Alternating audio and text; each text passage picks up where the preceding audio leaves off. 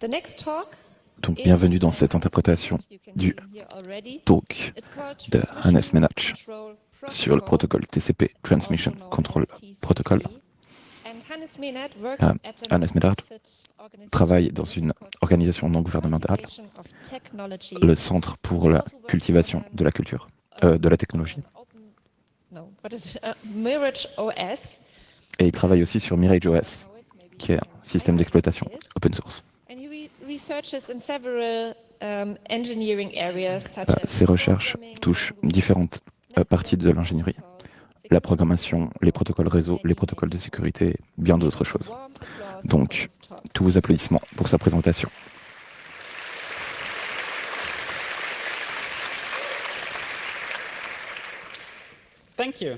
Merci. Aujourd'hui, j'aimerais un peu parler du protocole TCP et des protocoles Internet. Donc, de quoi s'agit-il? C'est un talk fondamental. Donc, si vous connaissez déjà par cœur TCP/IP, peut-être que vous ne serez seulement intéressé par les 5 dernières minutes, mais sinon, si ce n'est pas le cas, si vous voulez brancher votre laptop ou si vous voulez aller sur un site web quelque part, vous avez besoin de contacter ce site web. Donc le client, le browser sur votre laptop envoie une requête HTTP au serveur web qui est spécifiée par le protocole HTTP. Par exemple, get/ pour obtenir la racine, une méthode commune pour obtenir la page principale d'un site web. Mais comment est-ce que la transmission de l'information au serveur se passe en réalité? C'est la motivation centrale de ce talk. C'est quelque chose dans lequel j'aimerais rentrer dans les détails. Donc, regardons un peu la topologie d'un réseau. À gauche, on a le laptop qui envoie à un serveur une requête GET. On peut voir ça avec la ligne pointillée. Le laptop en tant que tel est probablement branché en Wi-Fi, Internet. Mais c'est quoi Internet? Bon, en réalité, Internet, c'est une collection d'ordinateurs, ton laptop ou n'importe quoi, est probablement connecté à un routeur. Mais un routeur, c'est juste un ordinateur normal qui connaît la topologie du réseau dans une certaine mesure. Et ce routeur est probablement connecté par fibre ou par satellite ou n'importe quel autre type de lien, pas forcément un câble, à un autre routeur ou à des routeurs, des serveurs. Et sur cette image, il n'y a que des routeurs, routeur A et routeur B, mais en réalité, il peut y avoir un nombre potentiellement important de routeurs entre vous et le serveur. Donc là, le routeur B est connecté en Ethernet, qui est juste un câble électrique physique, et Ethernet est le protocole qui permet de communiquer sur un câble. Donc, je ne vais pas rentrer dans les détails physiques de la connectivité, fibre, satellite, câble, etc., paire de cuivre, dans ce talk. Mais je vais commencer avec le layer qui est au-dessus la couche qui est au-dessus de la couche du médium physique. Donc, la première, c'est la couche de lien de données, le data link layer. Donc, à quoi ça sert? Quelle est sa tâche? Donc,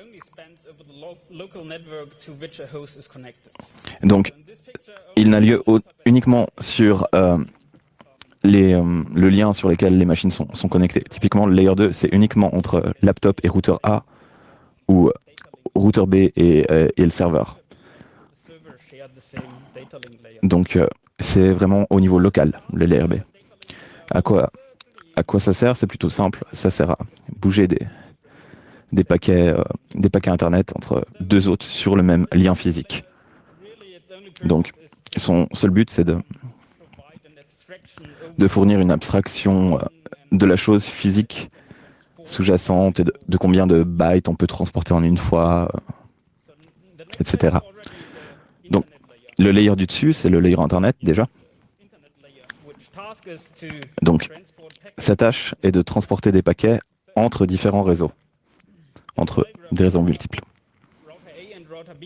Donc sur le diagramme, on avait le routeur A et le routeur B, qui étaient tous les deux connectés plusieurs data link layers et ils utilisent la couche Internet pour communiquer. La couche Internet résout déjà le problème des adresses, de l'adressage, en donnant à chaque hôte une adresse IP. L'adresse IP signifie donc Internet Protocol Address. Et la couche Internet a aussi une autre tâche qui est le routage des paquets. Donc, réexpédier des paquets au routeur suivant, en principe, on espère, le plus proche de la destination finale. La couche Internet supporte aussi la fragmentation des paquets. Donc, par exemple, si votre couche supérieure envoie quelque chose qui est beaucoup plus gros pour la couche Data Link, alors la couche Internet peut fragmenter ça en plusieurs paquets. Donc, au-dessus du layer Internet, on a la couche de transport. La couche de transport, c'est la connectivité d'hôte à hôte. Ça permet de faire du multiplexage en utilisant des ports, source et destination. Et il y a deux protocoles les plus utilisés au niveau transport layer. C'est l'UDP, User Datagram Protocol, et le TCP, le Transmission Control Protocol. Ils ont des caractéristiques différentes. Donc l'UDP n'est pas fiable, les paquets ne sont pas dans l'ordre, c'est juste une abstraction sur un datagramme, et l'avantage, c'est qu'on n'a pas beaucoup d'accès, tandis que TCP, c'est fiable, et on a un flow de données dans l'ordre sur lequel on peut bosser. Donc, l'inconvénient, c'est que l'établissement et la suppression de la connexion sont un peu plus complexes. En UDP, il n'y a pas besoin d'établir ou de fermer une connexion, tandis qu'en TCP, il faut synchroniser l'état des deux hôtes. Et au-dessus de la couche de transport, enfin, on a la couche applicative. La couche applicative échange juste des données applicatives par-dessus la couche de transport. Donc par exemple, on a des layers applicatifs tels que HTTP, TLS ou DNS. Dans le premier exemple qu'on a vu, il y avait du HTTP et c'était une requête GET en HTTP. Donc dans ce talk, pas de concentration sur la couche applicative. Pour les couches inférieures, c'est juste une payload, un contenu. Donc, on a donc cette image, on a dessiné les différentes couches réseau qui sont utilisées par les différents appareils, ce qui nous donne un diagramme similaire à ceci. Donc, on peut voir encore notre laptop avec les 4 couches. Et ensuite, on a les routeurs au milieu qui n'utilisent que les couches de données et la couche Internet. Et tout à droite, on a le serveur qui a lui aussi les 4 couches. Donc la couche de transport, c'est hôte à hôte. Donc le TCP, le fait d'établir une connexion TCP entre le laptop et le serveur. Et par-dessus le TCP, on a la communication process à process. Donc on a l'application qui parle au serveur web. Et donc la GET request, elle n'apparaît qu'en haut. Les routeurs n'ont pas nécessairement besoin d'inspecter ou d'utiliser des informations de la couche de transport ou de la couche applicative, que ce soit du laptop ou d'ailleurs.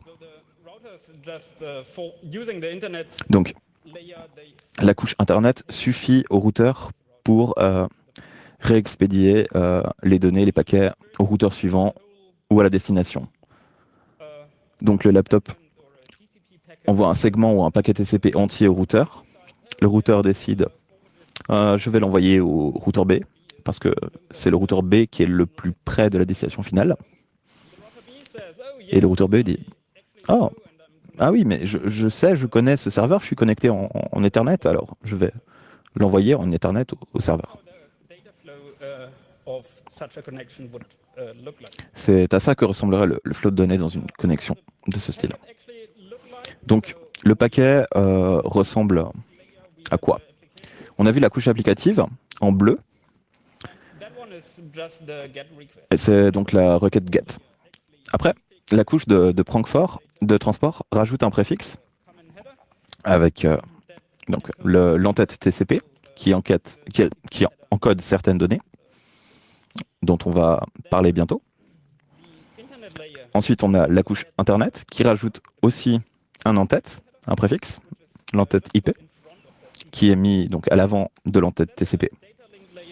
Et enfin, le lien de données, qui est la couche la plus basse à laquelle on va s'intéresser, va probablement préfixer et suffixer d'un entête et d'un suffixe, histoire d'être sûr qu'au niveau physique sur le câble, l'état soit bien synchrone, bien synchronisé.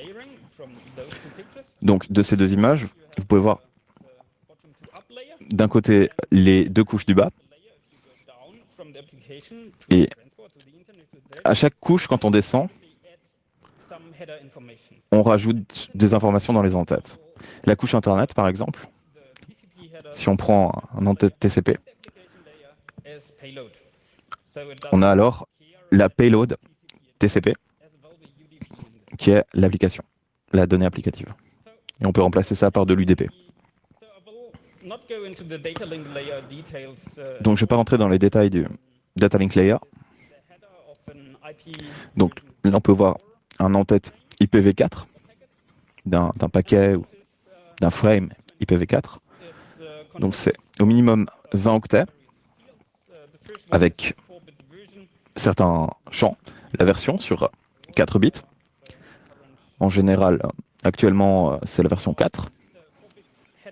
Ensuite, on a 4 bits qui décrivent la longueur de l'entête, multiplié par 32 bits. Multiplié par 32 bits. Donc là, on a un octet qu'on va ignorer. Puis la longueur totale sur 16 bits, qui décrit la longueur totale du paquet IP.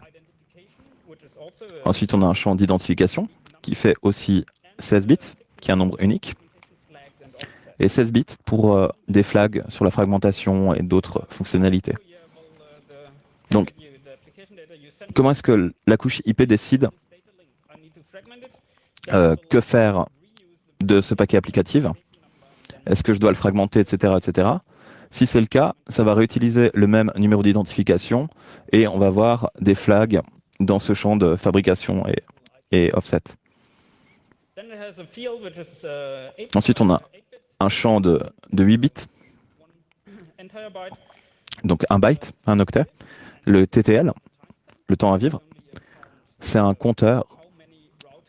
Pendant combien de routeurs ce paquet doit être propagé? Chaque routeur décrémente le contenu de ce champ. Ensuite, on a un champ protocole d'un octet qui indique le type de la payload dans un paquet IPv4. Et ensuite, on a la somme de contrôle de l'entête, qui est un CRC, pour détecter si certains bits ont été inversés pendant le transport. Ensuite, on a l'adresse IP source et l'adresse IP destination. Donc, l'IP source, c'est celle du laptop, l'IP destination, c'est celle du serveur. Et enfin, après ces 20 octets, on a soit des options dans le protocole, si le champ de longueur est supérieur à 20, ou sinon on a directement la payload. Donc, pour le champ protocole, il y a différents types prédéfinis. Par exemple, ICMP, le protocole de message de contrôle Internet, qui a le numéro 1 dans son protocole field, dans son champ de protocole, et 6 pour TCP, 17 pour UDP. Il y a d'autres protocoles qui peuvent être transportés sur un paquet IP, mais je n'entrerai pas dans les détails. Comme vous pouvez voir, il y a en tout cas 255 numéros de protocole, vu qu'il fait 8 octets de long. On peut rentrer 256 nombres différents dans ce champ. Donc, l'ICMP, c'est un protocole dont je n'ai pas du tout parlé. c'est le protocole de message de contrôle de l'Internet. Donc, c'est un protocole qui est au-dessus du protocole IP. Et son but, c'est d'envoyer des messages d'erreur du type l'autre de destination n'est pas accessible ou le tag to leave a été dépassé. Et ça permet aussi d'effectuer de l'opérationnel, par exemple de diagnostic ou des échos. Donc il y a ping. Typiquement, un ping, c'est quoi? C'est on envoie une requête d'écho au routeur et le routeur va renvoyer le même paquet avec un bit qui change et c'est une réponse d'écho. Et ça permet de déterminer voilà, que si ça fonctionne correctement, on peut vérifier qu'on a la connectivité IP avec cet autre hôte sur cette ligne. Donc, dans la couche de transport, on va regarder, pour commencer, un en-tête UDP. Donc, il fait que 8 octets avec un port source, un port destination, la longueur du datagramme UDP et une somme de contrôle. La somme de contrôle fait aussi 16 octets, qui est calculée sur la charge utile complète de l'entête et d'un pseudo-entête IP, dans lequel on a les informations de l'adresse IP, source et destination. Donc, comme j'ai déjà dit, l'UDP, c'est pas fiable et c'est pas dans l'ordre, mais du coup, on a moins d'overhead, on a moins de données dans l'entête, seulement 8 octets, alors que le protocole IP a déjà rajouté 20 octets. Donc, voici un programme Unix simple, qui ne se compile pas parce que j'en ai enlevé certains bouts, mais ça permet de voir comment est-ce qu'on utilise cette pile IP.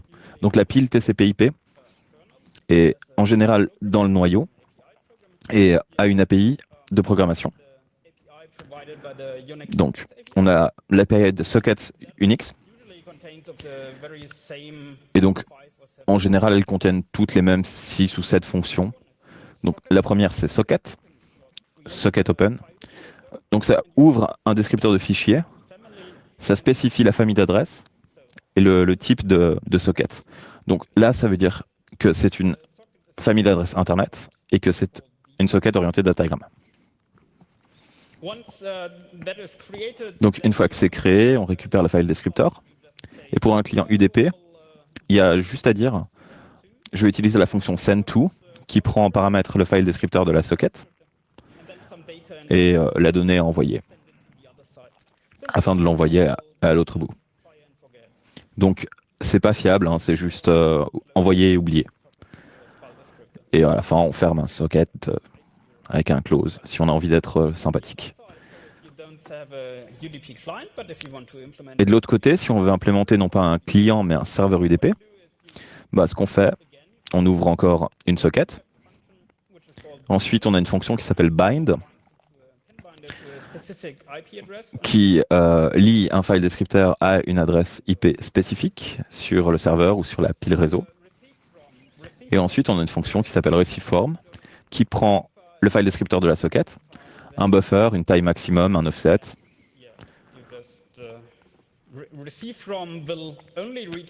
Et le receiveFrom ne retournera des données qu'une fois qu'il aura reçu des datagrammes UDP sur ces adresses IP et ce port. Ensuite, on peut afficher qu'on a contenu un paquet et fermer le file descriptor. Donc ça, c'est pour l'UDP. L'UDP, c'est utilisé par pas mal de protocoles. C'est crucial de l'avoir. TCP, de son côté, est un peu plus grand. Donc, au lieu d'avoir un header de 8 octets, on a à minima 20 octets de header. Donc, de manière similaire, on a les ports source et de destination sur 16 bits. Puis, on a un numéro de séquence. Donc, qu'est-ce que c'est? C'est un nombre de 32 bits. Ensuite, on a un nombre d'acknowledgement, ce qui est le dernier numéro de séquence qu'on a reçu de l'autre partie à la communication. Ensuite, on a un data offset. Donc, les segments TCP peuvent être fragmentés, et donc, dans le cas où on a plusieurs fragments, on a cet offset qui permet de savoir à quel endroit dans la payload on doit mettre ce qu'on a reçu dans ce fragment-là. Donc on a aussi, bien entendu, des flags sur un bit. Donc il y en a certains qui sont là en bas, acknowledgement, ACK, synchronize ou SYN, et finished, fin. Il y a aussi reset, des flags urgent, mais je n'irai pas dans les détails. Ensuite, on a un champ de 16 bits qui est la taille de fenêtre. C'est la taille du tampon de réception. Puis on a encore un checksum sur 16 bits. Et on a 16 bits de libre pour les fonctionnalités d'urgence dont on ne rentrera pas dans les détails. Donc voilà un client TCP programmé sur l'API Unix, vraiment similaire à ce qu'on a sur UDP. On appelle d'abord la fonction socket pour créer un file descriptor. Donc on utilise toujours la famille d'adresses Internet. Et là, on utilise sockstream, qui signifie donc qu'on veut un flow de connexion. Donc une socket TCP, on mettra toujours sockstream. Ensuite, en tant que client, on se connecte en utilisant la socket à notre hôte distant. Et une fois qu'on a connecté, donc, connecté va répondre uniquement une fois qu'on aura établi la session TCP. Ensuite, on appelle la fonction receive, RECV. Donc, on spécifie le file descriptor de la socket, un buffer, la longueur, et on reçoit ça dedans, on peut l'afficher. Donc, le serveur TCP, c'est similaire. Donc, d'abord, on crée une socket, puis on la lie à une IP et à un port, avec la fonction bind. Ensuite, on utilise une fonction qui s'appelle listen sur le file descriptor de la socket. Ensuite, on rentre dans une boucle. On va à présent attendre des connexions de clients. À un certain moment, un client va se connecter. Et à chaque fois qu'un client se connecte, on va appeler la fonction accept, qui va retourner un file descriptor si on a établi avec succès la connexion TCP. Donc ça nous renvoie un nouveau file descriptor. Donc c'est pas le même que la socket. On va continuer d'appeler accept sur le file descriptor de la socket. Et en général, quand on a du boulot à faire sur un file descriptor du client, on va faire ça dans une tâche distincte ou dans un process distinct pour que le serveur puisse continuer à accepter d'autres connexions pendant qu'on gère la connexion qu'on a reçue. Donc là, on affiche avec printf et on envoie un hello world au client sur la connexion, sur ce nouveau file descriptor qui correspond à la connexion du client. Puis on ferme la connexion et on continue à accepter de nouvelles connexions du client. Donc c'est un serveur TCP tel qu'on peut le voir dans plein de programmes réseau. Donc TCP, comme je l'ai déjà dit, doit faire un peu de travail afin d'établir une session. Donc essentiellement, ce qu'il doit faire, c'est synchroniser les numéros de séquence au départ. Parce qu'on a vu dans l'entête, on a ce numéro de séquence. Et on a besoin d'envoyer cette information à l'autre partie. Donc voilà la machine à état de TCP qui fait partie de la RFC, qui est la spécification de TCP, et qui est également dupliquée dans des documents comme Design and Implementation of TCP/IP, TCP/IP Illustrated et d'autres bouquins. Donc, on peut voir ici qu'il y a un état spécifique qui est listen, écouter. Donc, comme on a vu dans l'implémentation du serveur, quand on appelle la fonction listen, il attend des connexions. On commence toujours à listen et on finit toujours à close. Donc, on ferme la connexion en bas. Je vais rentrer dans plus de détails sur l'établissement des connexions. Donc, l'établissement de la connexion, on a SYN du côté du client. On commence avec une socket qui est fermée. On appelle l'appel système connect pour connecter la socket. Donc ça envoie un segment TCP initial au serveur qui a le flag SYN qui est activé, qui est mis à 1 ou à vrai, et un numéro de séquence quelconque qu'on va appeler A sur 32 bits. Un entier aléatoire.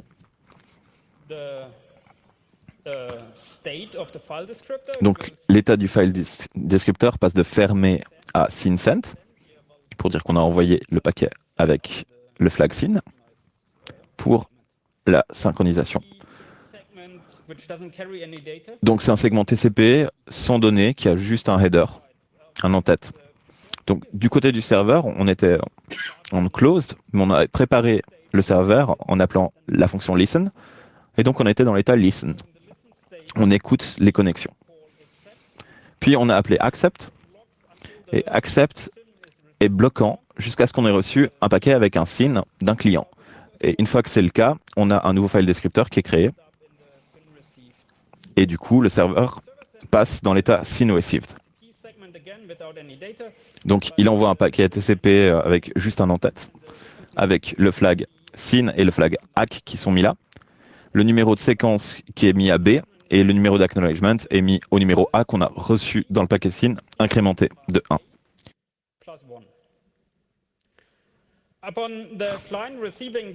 Donc, une fois que le client a reçu ce paquet avec les flags SYN et ACK, il se met dans l'état established, la connexion est dite comme établie, et il va envoyer un paquet avec le flag acknowledgement, donc reconnaissance. Comme ça, le serveur voit que du côté du client, la connexion a été établie.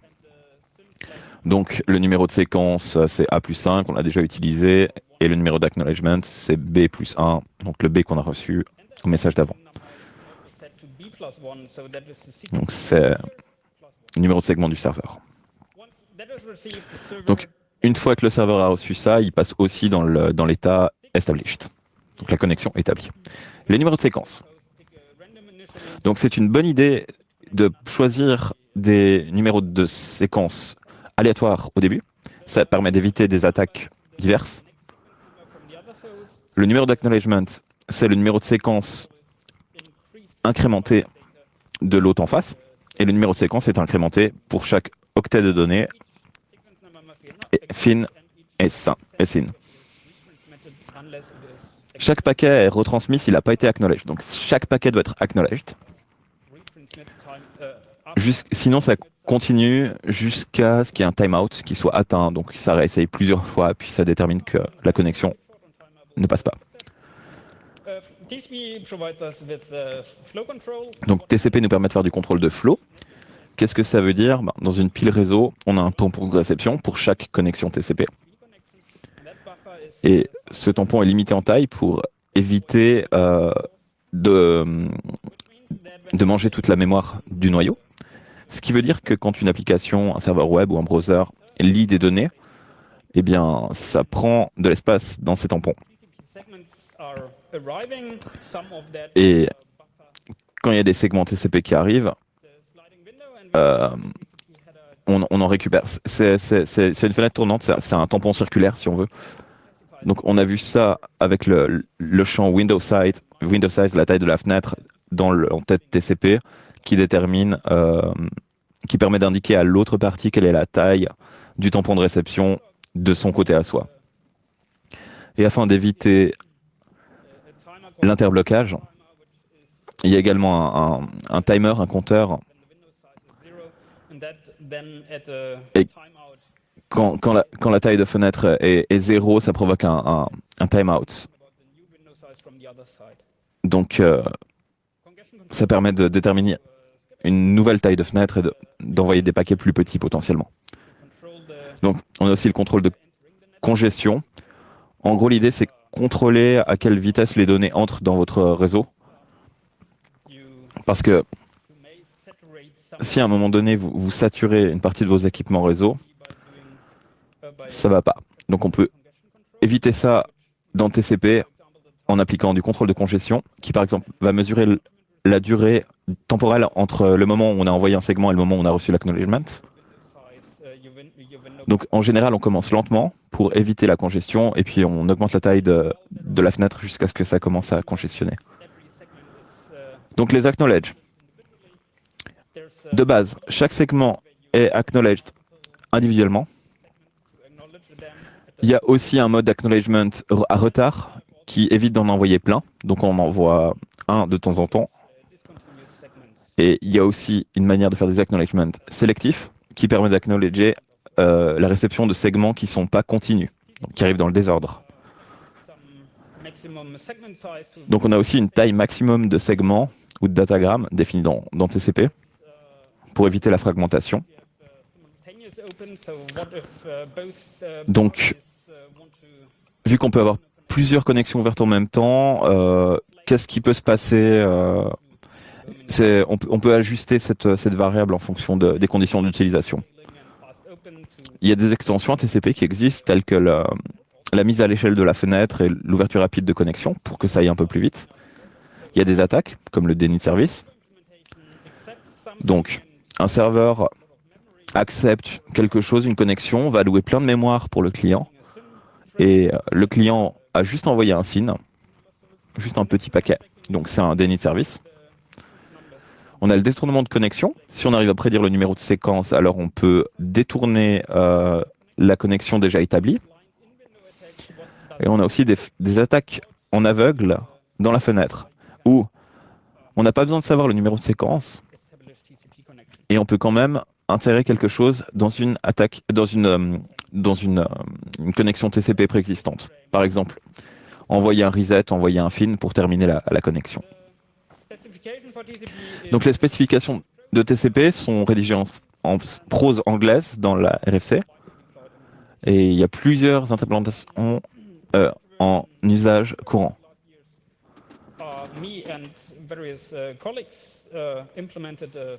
Donc on a un modèle formel qui s'appelle NetSem, qui a été développé dans le prover de théorème interactive HOL3. C'est une spécification précise avec aucune liberté dans l'implémentation. Donc dedans, on a le modèle de l'API des sockets, on a l'interface TCP debug qui nous permet d'avoir des infos vraiment sur l'état de la pile TCP, et on a une interface du câble qu'on a utilisée pour valider d'abord elle-même, en dessinant des jolis diagrammes. On peut voir les règles à chaque étape à gauche quand il se passe quelque chose. Par exemple, quand on a un connect qui est appelé, donc on a une règle logique qui s'appelle connect_1, et voilà, un système de transition entre différents data. Et on peut voir à droite un segment TCP. Donc les contributions de NetSem, Network Semantics, ça nous a permis de valider le modèle en enregistrant et en rejouant des traces d'exécution réseau. Et il y a un papier qui est sorti, Engineering with Logic Regards Test Oracle Specification and Validation in TCP/IP and the Socket SPI, qui est sorti au JACM en décembre 2018. Donc la spécification est définie en 384 pages. La spécification en tant que telle, c'est 9000 lignes de code et 17 000 lignes de commentaires, à comparer avec la pile TCP/IP Unix, qui a en général plus de 15 000 lignes de code. Donc la pile TCP/IP qu'on a vue dans le paragraphe précédent, on a essayé de la redessiner, de dessiner une machine à état TCP plus correcte, ce qui est un peu plus compliqué. On a cet état non existant là en haut, et on a beaucoup plus de transition à cause des problèmes de temps. Donc, vu que ce qu'on a dans la littérature n'est pas complet, n'est pas absolument précis, on a fait ça. En conclusion, TCP/IP est déployé de manière assez large. J'espère que je vous aurai montré des aspects de comment ça fonctionne en réalité. C'est une architecture en plusieurs couches qui permet d'être agnostique par rapport à la technologie des couches inférieures. Et on a donc NetSem qui est une spécification exécutable de TCP. C'est tout ce que j'ai à dire et vous êtes bienvenus à poser des questions, que ce soit maintenant ou hors ligne.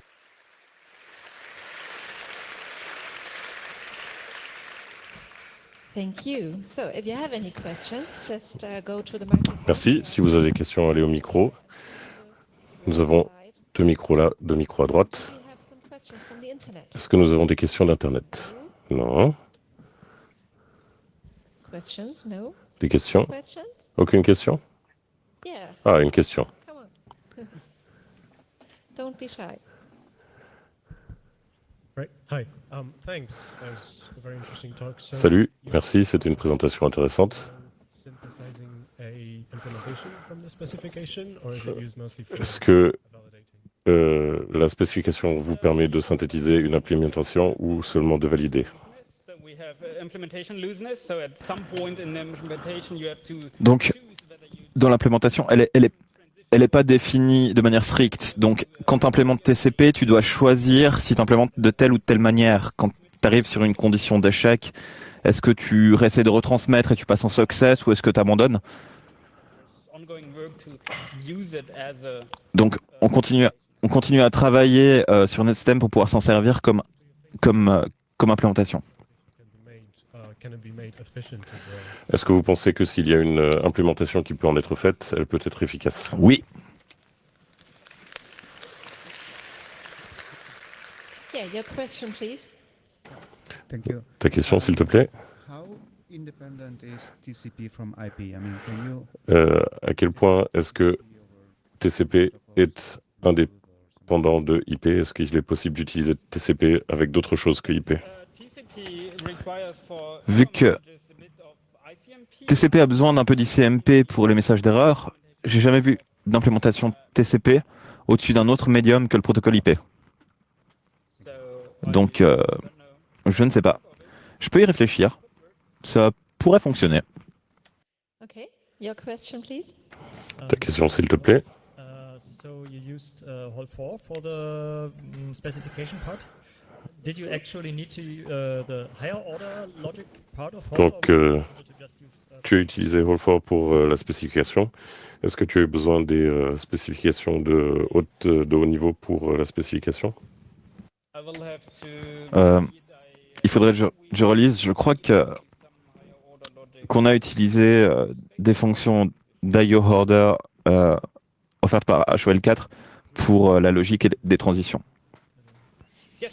Well, the paper has been published at Donc, Journal of ACM. le papier a été publié sur le journal de l'ACM Available. et Download it for free. on peut le télécharger sur scihub.is gratuitement, par chance.